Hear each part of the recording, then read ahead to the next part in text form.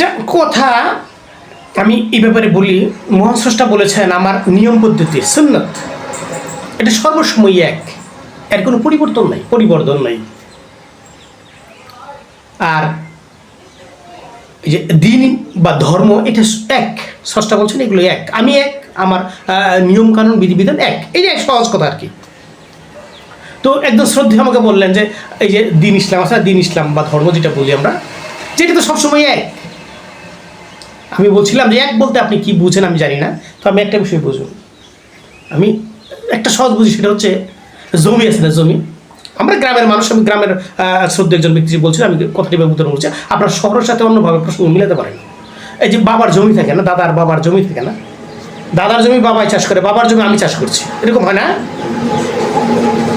দাদাই চাষ করছে শুধু লাঙ্গল দ্বারা, টেনে, গরু মহিষ যখন ছিল না, লাঙ্গল বানাইছে, মানে একটা কাঠ বাঁকায় ধরে লাঙ্গলের মতো বানায় চাষ করছে।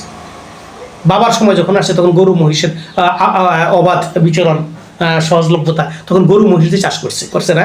কিন্তু তখন আমার প্রয়োজন যখন আসছে তখন আপনি যন্ত্র দিয়ে চাষ করে, কলের লাঙ্গল দিয়ে চাষ করে। জমি এক, ঠিক আছে, চাষের ধরনটা অল্প সময় যেহেতু আলোচনা করতে হয়, আপনার অল্পতে বোঝার চেষ্টা করবেন, একটু বিবেচনা করবেন। শহরে যান, আপনার বাবার কোম্পানি, আপনার বাবা একটা কোম্পানি বা একটা কি বলি কলকারখানা আছে, যেভাবে আছে, ও দাদা যেভাবে করেছে, বাবা যেভাবে করেছে, আপনি কি সেভাবে করছেন? বা নাতি সেভাবে করে? দাদার সময় এক অবস্থান, বাবার সময় এক অবস্থান, নাতির সময় এক অবস্থান, আবার পুত্রের সময় এক অবস্থান হবে। বস্তুর জায়গা একটা থাকবে, বস্তুর পরিবর্তন হবে, ব্যবহারের পরিবর্তন হবে কিনা?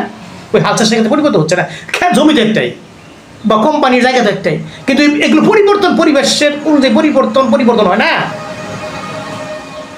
তো স্রষ্টার ধর্ম একটা, কিন্তু তার পরিবর্তন তার প্রয়োগ একটু ভিন্নতর হয়, সময়ের প্রেক্ষাপটে হয়, কারণ মহান স্রষ্টার বাণী হচ্ছে যুগ উপযোগী। এখানে আমরা বুঝতে ভুল করি, আমাদের জ্ঞান বুদ্ধি অল্প, তো বিভিন্ন নতুনত্ব এসে যায়, এই যে বিদাত বলে, এগুলো বিদাত, এই বিদাত সেই বিদাত বলে, এগুলো চলবে না, নবীরা বছর আশ্চর্য কারবার। যে যুগের নবী এবং রাসূল ছিল যারা ছিল, এখন আমারটা বলি, পূর্ব যুগে যা ছিল, আমার নবী হচ্ছে, আমার রাসূল হচ্ছে হযরত মুহাম্মদ সাল্লাল্লাহু আলাইহি ওয়াসাল্লাম। এই যে মিলাদ কিয়ামের কথা আসলে বলে যে মিলাদ কিয়াম কিসে? নবীর আমলে নবীরা সাহাবারা করছে। আচ্ছা বলেন তো, নবী এবং রাসূল সাহাবারা যারা ছিল, রাসূল সাহাবারা ছিল যে যুগে, এই যুগে মিলাদ কিয়াম করার কোনো অবসর আছে? তারা দিন বাঁচানোর জন্য, দিনকে টিকে রাখার জন্য, নিজেকে দিনের উপরে প্রতিষ্ঠিত রাখার জন্য তাদের এই সময় তো কুলায় নাই, জান প্রাণ যেভাবে পারছে সেভাবে দিছে। এই অহেতুক সময় ছিল তাদের হাতে যে বসে তারা একটু আমাদের মধ্যে জিজ্ঞাসা করবে, মিলাদ কিয়াম করবে, আলোচনা করবে, সময় ছিল তাদের হাতে? বলেন আছে? তো তারা করে নাই।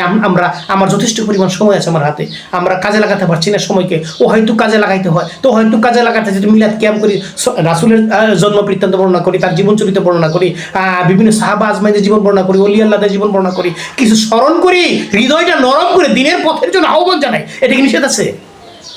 বলেন, এটা বিদাত হয়ে যায় না? অনেক ক্ষেত্রে বলতেছে বিদাত মানে কি বুঝলাম?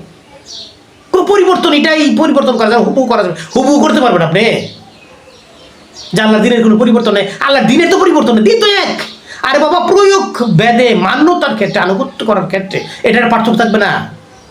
এটা প্রয়োগ বিধিটার বিভিন্ন অবস্থানের যে অবস্থানটা আছে, যে আসবাব সিজ আসবাব, এটা কেউ পরিবর্তন হয় না, এটা পরিবর্তন, মান্যতা পরিবর্তন আছে না?